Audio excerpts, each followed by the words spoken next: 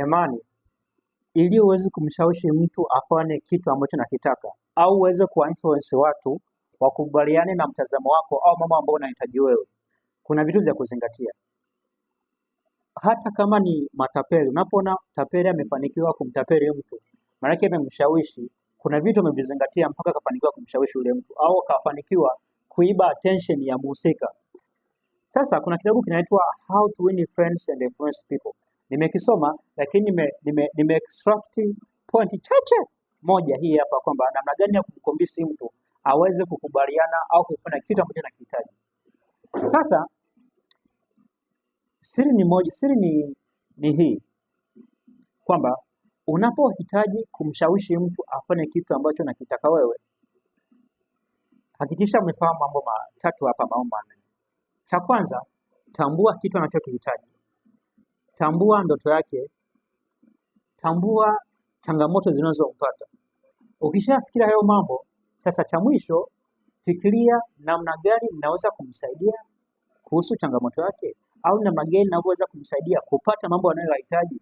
Ukishapata solution hapo, basi wewe una nafasi kubwa ya kumshawishi mtu yeyote aweze kufanya kitu ambacho unakihitaji. Sasa hii nikienda moja kwa moja ni kwamba kuna namna ambavyo unaweza kuzungumza na mtu, lakini sio kwa kuzingatia wewe unahitaji nini, au tuseme kwa unapokuwa unazungumza na mtu kwa intention ya kudraw attention kwake au ya kupata influence kwake aweze kukubaliana na kitu ambacho unakihitaji wewe, usiangalie kuhusu wewe unahitaji nini kutoka kwake, lakini focus zaidi kwamba ni namna gani yeye ataweza kufaidika kuhusu hicho kitu ambacho nataka kumwambia. Focus kwake, kwa mtazamo wake, kwamba anaenda kupata faida gani au namna gani ambapo naweza kuelezea faida atakayoipata baada ya kuwa mimi nimeshamwambia hiki kitu. Kwa mfano, unajua fact ni kwamba kila mmoja anajiwazia yeye mwenyewe. Unajua kila mtu, jinsi ambavyo binadamu tumeumbwa, ni kwamba kila mmoja anafikiria kwa namna gani atakapofaidika na kitu chochote.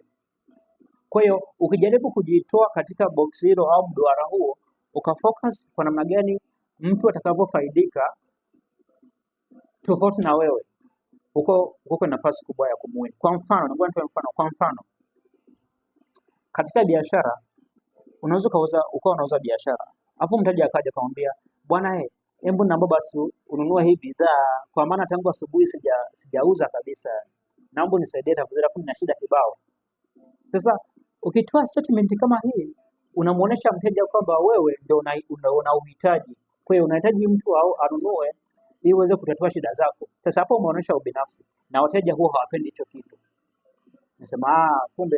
Lakini pia ukijaribu kuitwist hiyo statement ukasema hivi, ukamuonesha namna gani atakavyofaidika yeye, uko kwa nafasi kubwa ya kushinda. Kwa mfano, baada ya kusema hivyo ukasema kwamba hebu nunua bidhaa hii, kwa sababu ukinunua bidhaa hii utafaidika hivi na hivi na hivi. Kwa mfano, ukinunua bidhaa hii itakusaidia kuokoa gharama nyingine ambazo ungeingia. Kwa mfano, hii hapa efficiency yake ni zaidi ya 30%. Kwa hiyo ukitumia hii bidhaa au ukinunua hii bidhaa utaokoa shilingi 500 kwa mwaka, tofauti na ukikosa hii bidhaa. Sasa ukionyesha na mageni atakapofaidika, hapo uko kwenye nafasi nzuri ya kumshawishi ataweza kununua bidhaa. Au kwa mfano, nikupa mfano mwingine. Unahitaji msaada kwa rafiki yako, labda kuna project ambayo unaiandika au unaiandaa na unahitaji kuipresent. Alafu kamwambia rafiki yangu, naomba nisaidie hii kazi, hii project inahitajika sana, maana nimechoka na mambo mengi. Kwa hiyo ukisema hivyo unakuwa umeonyesha hali ya kujipenda. Kwa hiyo rafiki yako anakuona kama vile unamwomba msaada kwa sababu wewe umechoka na mambo mengi hivyo kwa faida yako. Lakini ukibadilisha ukamwambia hivi, kama rafiki yangu, naomba nisaidie hii project, kwa sababu ninapoenda kuipresent inaonyesha itatangaza ujuzi wako, na pale watakuwepo wakubwa wa kampuni. Kwa hiyo itakufanya ufahamike na ukubalike kwa wakuu. Kwa hiyo ujuzi wako utafaje? Utajulikana kwa watu, na inaweza kukutengenezea fursa kwa mambo mengine pia. Kwa ukielezea namna gani atakapofaidika, hapo utakuwa umefanikiwa kumshawishi na kupata influence kwake. Au kwa mfano kwa mtoto, unajua unapomwambia mtoto kwamba wewe amka nenda shule, si nenda shule, Kwa mimi nalipa gharama nini na nini, hebu nenda shule. Ukimwambia hivyo mtoto, hapana, unakuwa hujamuinfluence. Lakini ukisema kwamba mwanangu, hebu nenda shule ukasome, ukisoma vizuri ukafaulu, utapata maisha mazuri, utaweza kununua kitu unachokitaka, utaweza kula unachokitaka. Ukimwelezea namna ambavyo atafaidika, hapo utakuwa umefanikiwa kumshawishi.